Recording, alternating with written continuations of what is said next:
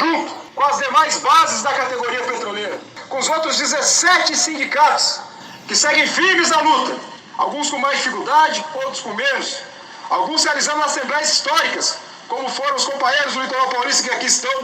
Eu convido todo mundo a ver o vídeo dessa assembleia, que foi muito importante para fortalecer uma categoria que está sendo muito atacada. Faz algum tempo que nós estamos tendo que se defender de tudo quanto é jeito. Afinal de contas, a Petrobras é a grande vítima desse governo e dos anteriores que vieram para desmontar essa empresa. Mas a categoria tem resistido.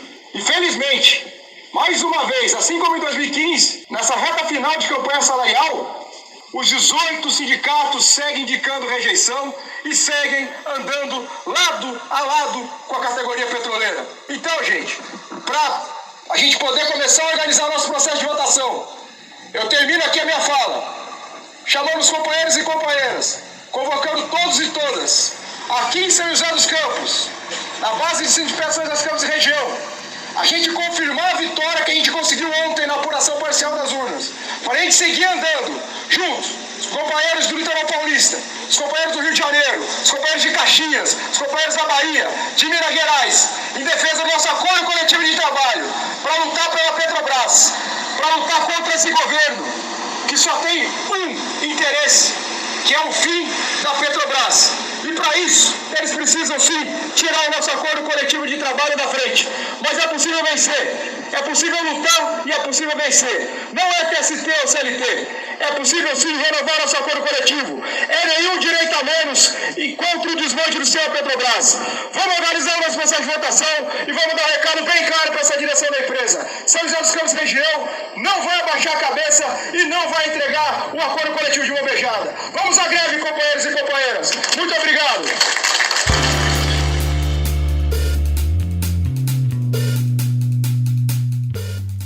Olá, ouvintes, sejam muito bem-vindos e bem-vindas a mais um Petrocast, edição de número 8.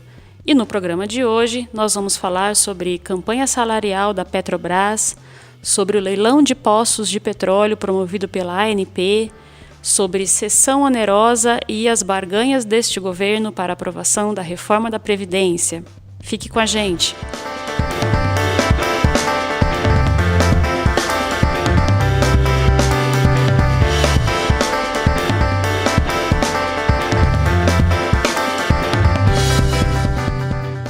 Para falar sobre a campanha salarial, eu estou aqui mais uma vez com o Rafael Prado, presidente do sindicato. Fala de onde hoje, Rafael? Bom dia, Manu. Olá, ouvintes do Petrocast. Eu estou no Rio de Janeiro para participar da Assembleia do Sindipetro RJ na Fundição Progresso, que vai reunir todas as sedes administrativas da Petrobras aqui do centro numa mesma Assembleia. Vai ser uma Assembleia histórica para a categoria petroleira, que vai ter um peso muito importante nessa reta final da nossa campanha salarial e na greve nacional. Depois de uma semana de votações, com a participação de mais de 750 petroleiros da Revap e da Transpetro, a maioria decidiu pela rejeição da proposta do TST e pela participação na greve nacional petroleira. Rafael, qual é o balanço que você faz das assembleias? Então, Manu, foi uma rodada de assembleias muito importante para o nosso sindicato e para a nossa categoria, para a nossa base aí no Vale do Paraíba. Mais uma vez, a categoria demonstrou que entendeu o que significa essa retirada de direitos do nosso acordo coletivo, né, o nosso histórico acordo coletivo, e disse um grande não para essa proposta do TST, que é praticamente a proposta da Petrobras que já havia sido rejeitada, e também aprovou a greve nacional. Você citou o número de participantes, que é praticamente quase a totalidade da nossa base da ativa. Mas é importante ressaltar também que tivemos outra vez a participação de todo o corpo gerencial da Revap, que teve um peso importante no resultado da votação, tanto da votação da proposta quanto da greve. Quando você olha para a votação da greve, parece um pouco apertada. Mas se você excluir todo o corpo gerencial, que não faria greve de qualquer forma, e deveria ter deixado em branco a cédula da greve. Afinal de contas, eles não vão seguir a decisão da Assembleia. Eles seguem a gerência, a diretoria da Petrobras. Eles são cargos de confiança. Então, se você excluir o percentual de votos das gerências, a greve na base foi aprovada por uma ampla maioria.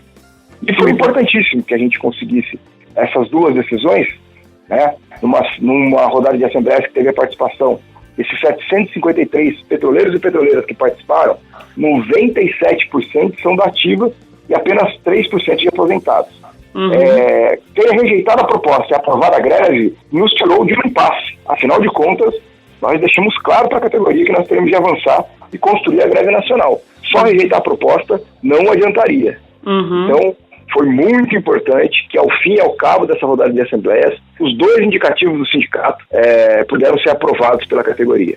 Como a gente deixou claro nas assembleias, existe a intenção de unificar todos os 18 sindicatos na greve nacional para que ela possa cumprir sua tarefa de renovação do acordo coletivo de trabalho e ajuste salarial, ou seja, para que a greve possa ser uma greve vencedora. Estamos aqui no Rio de Janeiro, tem assembleia aqui até amanhã, o Sindicato Pará, Maranhão, Amazonas, Amapá também fará mais uma, a FUP termina amanhã. Então, nós dissemos que os trabalhadores vão definir a deflagração da greve, porém as direções vão dar um caminho.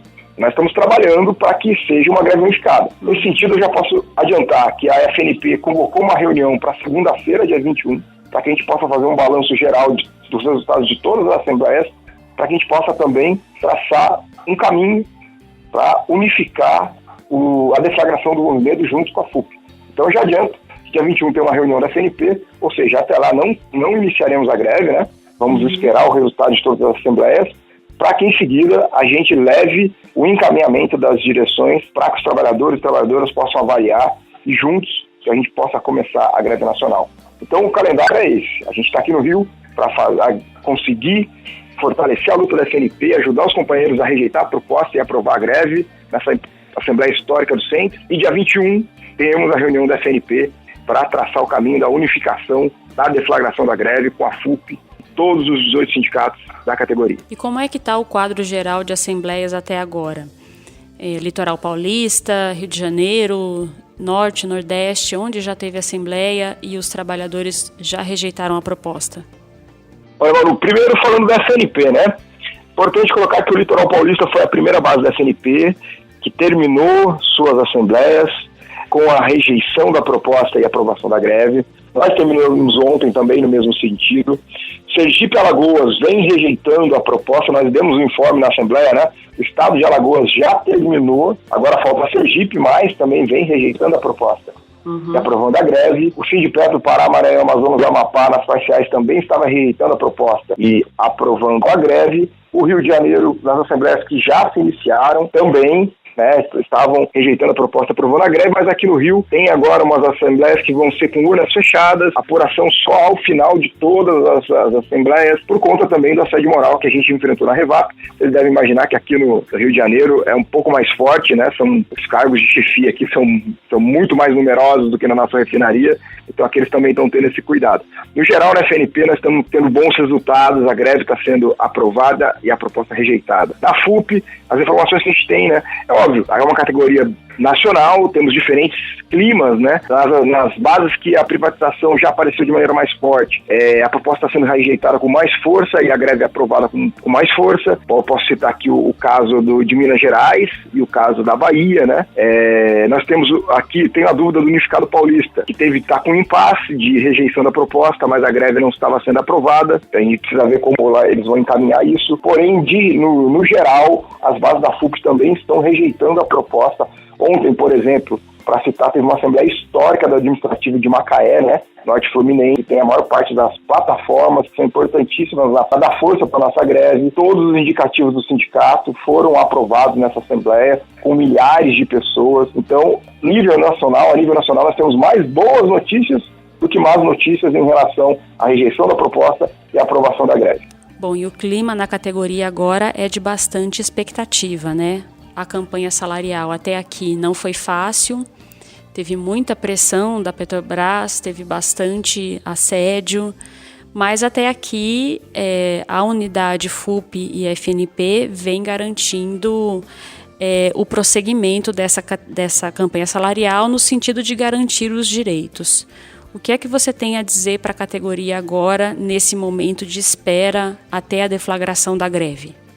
A assembleia de ontem foi emblemática para a categoria. Saímos moralizados, a categoria se encheu de confiança num momento difícil, deu a resposta para a direção da empresa e, óbvio, os trabalhadores e trabalhadoras perceberam que lutar agora, resistir agora, é fundamental para o nosso futuro dentro da empresa. Não é só salário e benefícios, tem a ver com a manutenção dos nossos empregos.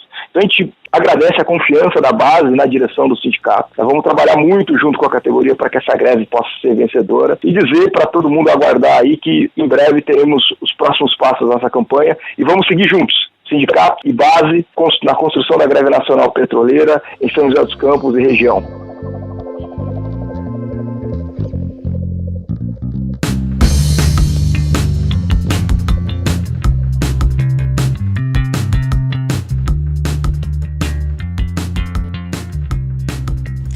Muito bem, chegamos ao segundo bloco do programa para falar sobre o leilão dos poços de petróleo promovido pela ANP na última semana e também sobre o leilão da seção onerosa do pré-sal, programado para o dia 6 de novembro. Quem comenta sobre isso é o economista do IBEPS, Eric Gil. Olá, Eric, tudo bem? Olá, Manuela. Olá a todos os ouvintes. Eric, o leilão da semana passada colocou à venda 36 poços de exploração de petróleo em várias regiões do país e teve uma participação bastante tímida da Petrobras. Ou seja, a empresa arrecadou poucas áreas de exploração, deixando a maioria para empresas estrangeiras. O que isso vai significar para o futuro da companhia e para o mercado nacional de combustíveis? Bem, Manuela, primeiramente é importante a gente explicar como é que são esses leilões. No sistema regulatório brasileiro de exploração de petróleo, existem dois tipos, desde 2010 existem dois tipos de leilão de áreas para a produção de petróleo e gás. Um que é de concessão, esse que a gente assistiu semana passada com essa 16ª rodada de leilões, e o outro que é o de partilha, que aí é o especificamente da região do pré-sal. A Petrobras, historicamente, ela tem uma participação relevante em todos os leilões. Esse da semana passada era especificamente de regiões de fora do pré-sal. A Petrobras, eu fiz um levantamento com alguns dados estatísticos da ANP, a gente pode observar que a Petrobras ela tem uma participação na média de 26% do pagamento de bônus, que é uma forma que a gente encontra para ver qual é a participação geral da Petrobras, porque cada empresa paga um bônus que equivale mais ou menos a quanto que se espera arrecadar com a exploração desse petróleo. E a exceção da 13ª rodada, que ocorreu em 2015, no auge da crise da Petrobras, que a empresa optou por não participar dessa rodada, desde 2013, que foi quando voltaram esses leilões, a Petrobras teve a sua menor participação. E por que isso é preocupante? A Petrobras, ela está utilizando desse discurso de que vai focar só na exploração, e na exploração especificamente, vendendo o resto, né? Refino, distribuição, venda de postos, transporte. E a partir disso ela sai de tudo, destrói tudo, privatiza tudo. E isso dá espaço para outras empresas entrarem no setor. A Petrobras, ela está largando o seu poder de mercado em todos os setores. E esse leilão é mais um episódio disso. Um exemplo, os principais destaques foram duas empresas asiáticas, estatais. Uma da Malásia e outra do Catar. A Petronas e a QPI.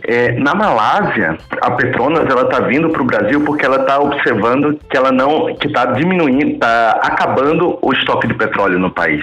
E ela é uma grande produtora internacional de petróleo. Então ela vê no Brasil uma oportunidade de ganhar dinheiro, já que a gente não quer ganhar dinheiro, né? A gente está abrindo espaço para todas essas outras empresas. E o que a presença dessas companhias explorando petróleo no nosso país significa? E é curioso que uma estatal, né?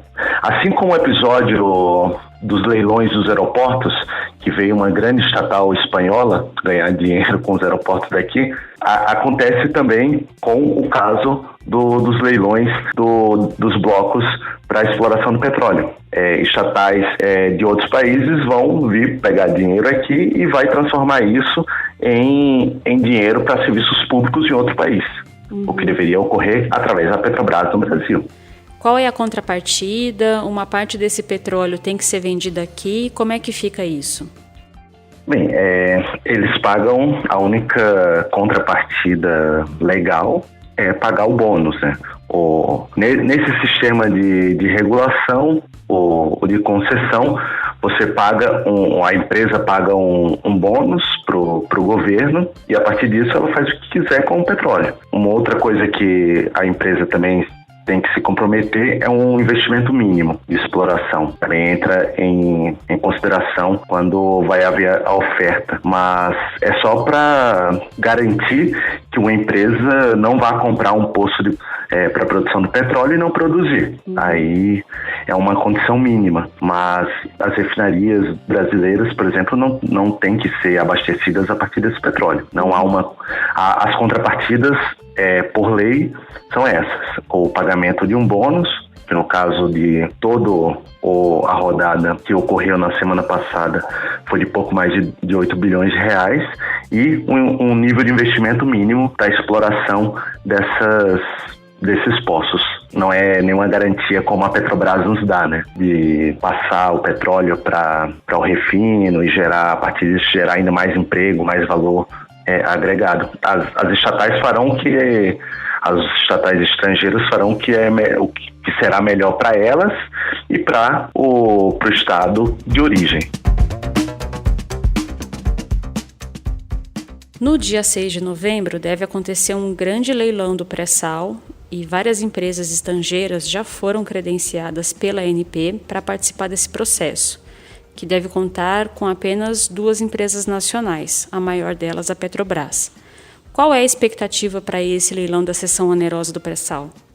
Bem, depois dessa 16ª rodada de licitações, a gente vai ter o do excedente da seção onerosa e a 6ª rodada do pré-sal. São a primeira em 6 de novembro, a segunda 7 de novembro. A seção onerosa ela é aquela quantidade a mais no pré-sal, de barris de petróleo no pré-sal, que a Petrobras tinha pago à União à época do início da exploração do petróleo no pré-sal, para ter o direito de explorar petróleo até uma quantidade X de barris de petróleo. A mais do que isso, porque o pré-sal a gente descobriu depois que a potencialidade dela era muito maior do que se esperava, isso se chama o excedente da seção onerosa. Ou seja, o quanto a mais que a Petrobras descobriu. E isso vai ser o primeiro grande leilão, que está com a expectativa de arrecadação de 6 bilhões de reais. E nessa, a única empresa brasileira será a Petrobras.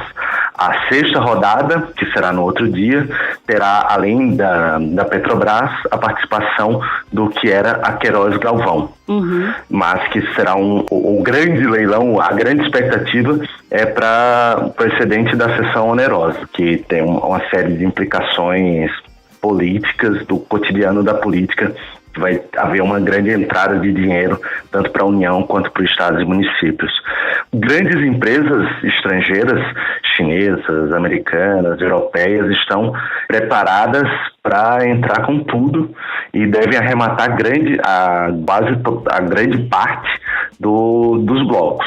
O protagonismo não será, provavelmente, da Petrobras, será do conjunto dessas grandes empresas. Ou seja, esse discurso nacionalista do governo não se aplica ao petróleo, né?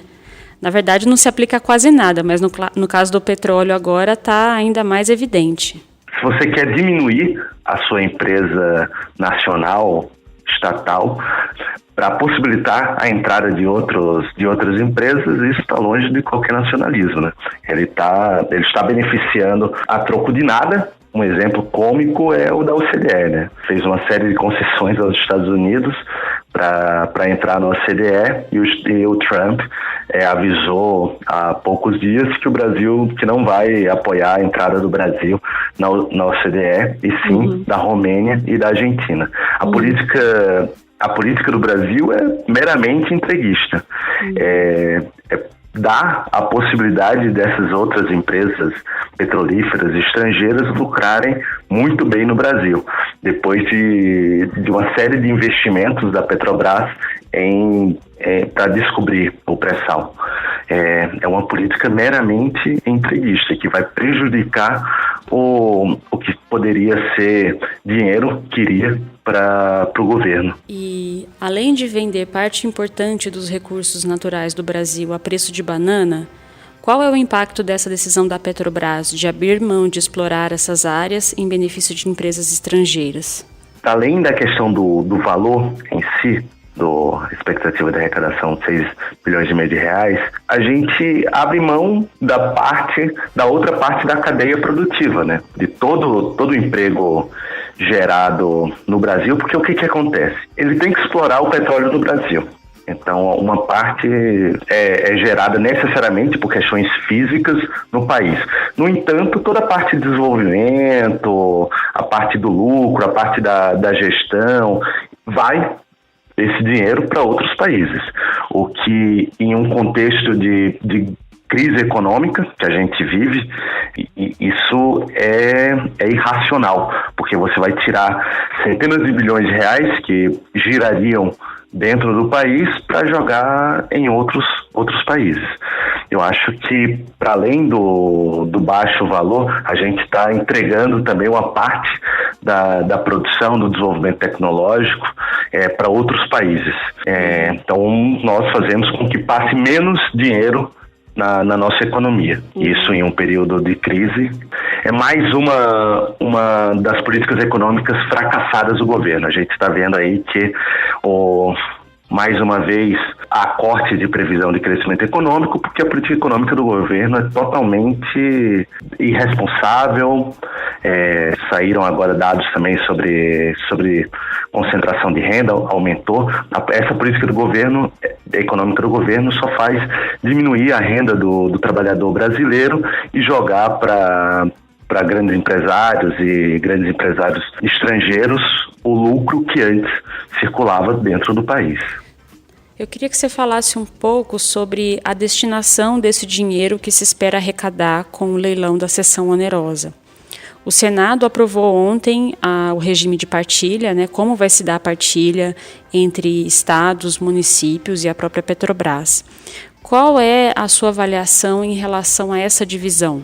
Bem, a cessão onerosa ela vai ser dividida, como se disse, entre a União. Primeiro vai pagar a Petrobras, né? Do 106 bilhões e meio de reais, 33,6 bilhões vai para a Petrobras, por conta do contrato, da descoberta, da exploração, que antes seria monopólio da Petrobras, e esse dinheiro vai ser dividido entre União, estados e municípios, e o Rio de Janeiro, que vai ter um dinheiro específico que vai ser direcionado para o estado. Isso faz parte da articulação política, né? A gente assistiu que a dificuldade que o governo teve de aprovar a reforma da Previdência no Senado.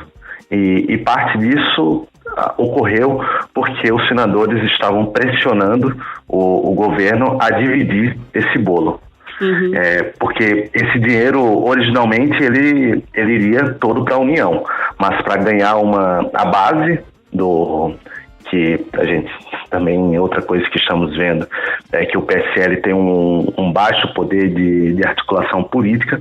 Ele vai dividir esse bolo com estados e municípios para garantir, primeiro, a reforma da Previdência e, segundo, uma base para outras reformas, como a tributária. Eu acho que esse dinheiro, ele vai para os estados e municípios num período de crise também fiscal, né? E deve aliviar as contas dos estados.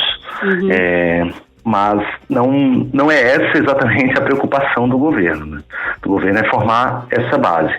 porque se ele for de encontro, se ele não apoiasse essa divisão, o governo paralisaria por aí mesmo. Ele está em um contexto de crise da articulação política do governo. Uhum.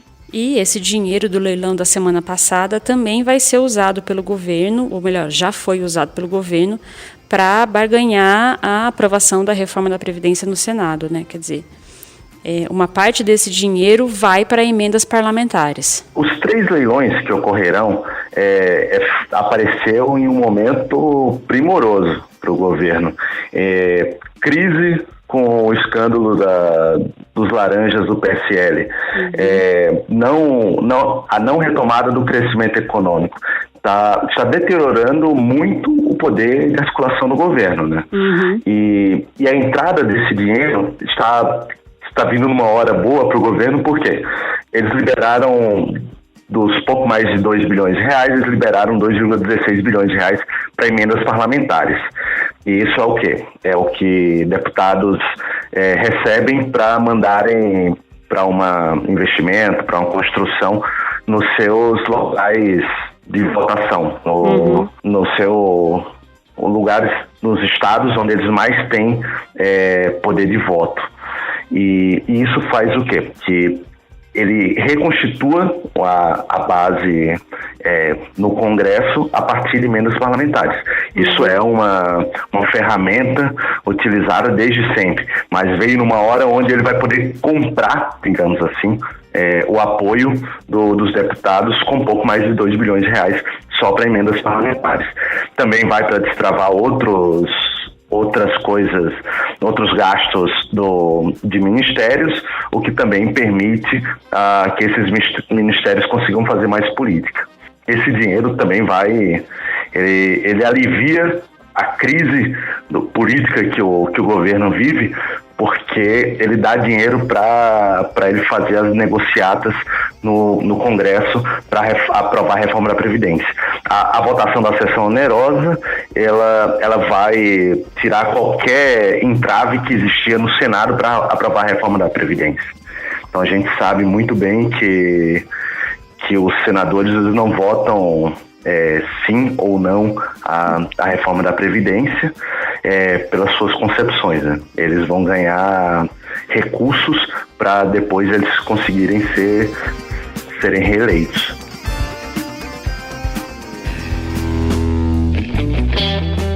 E o programa de hoje fica por aqui.